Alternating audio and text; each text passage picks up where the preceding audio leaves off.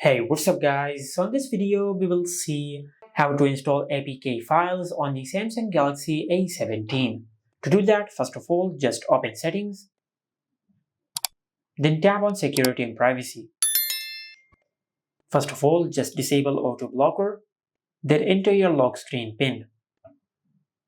After you disable auto blocker, then tap on more security settings.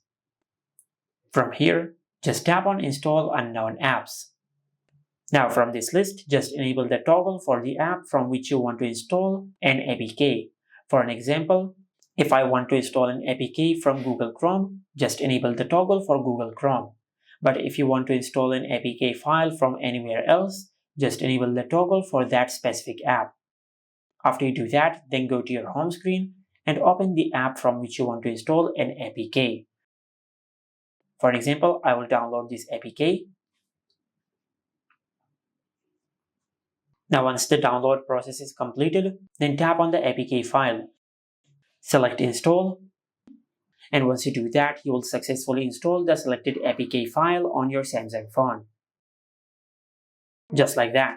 And this is how you can install APK files on the Samsung Galaxy A17. Make sure to like, comment, and subscribe. Thank you for watching.